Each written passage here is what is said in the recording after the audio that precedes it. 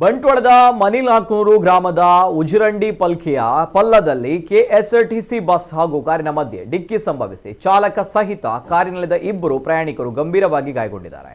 Car ಚಾಲಕ ಕಾವಳ ಮೂಡೂರು ಗ್ರಾಮದ ಮಾದಡ್ಕ ನಿವಾಸಿ ಧನುಷ್ ಹಾಗೂ ಪರಾಧೊರಟು ನಿವಾಸಿ ದೀಕ್ಷಿತ್ ಗಾಯಗೊಂಡು ಆಸ್ಪತ್ರೆಗೆ ದಾಖಲಾಗಿದ್ದಾರೆ. ಅವರನ್ನು ಮಂಗಳೂರು ಖಾಸಗಿ ಆಸ್ಪತ್ರೆಗೆ ದಾಖಲಿಸಲಾಗಿದೆ. ಸರ್ಕಾರಿ ಬಸ್ಸಿನಲ್ಲಿದ್ದ ಪ್ರಯಾಣಿಕರು ಯಾವುದೇ ಗಾಯವಿಲ್ಲದೆ ಅಪಾಯದಿಂದ ಪಾರಾಗಿದ್ದಾರೆ. ಬಸ್ಸಿನ ಮುಂಭಾಗದ ಗಾಜು ಡಿಕ್ಕಿಯ ರಭಸಕ್ಕೆ ಸಂಪೂರ್ಣ ಹುಡಿಯಾಗಿದ್ದು ಕಾರು ಸಂಪೂರ್ಣ ನಜ್ಜುಗುಜ್ಜಾಗಿದೆ. ಬಂಟ್ವಾಳ ಸಂಚಾರ ಠಾಣೆಯ ಪೊಲೀಸರು ಸ್ಥಳಕ್ಕೆ ಭೇಟಿ ನೀಡಿ ಪರಿಶೀಲನೆ ನಡೆಸಿ ಪ್ರಕರಣ ದಾಖಲಿಸಿಕೊಂಡಿದ್ದಾರೆ.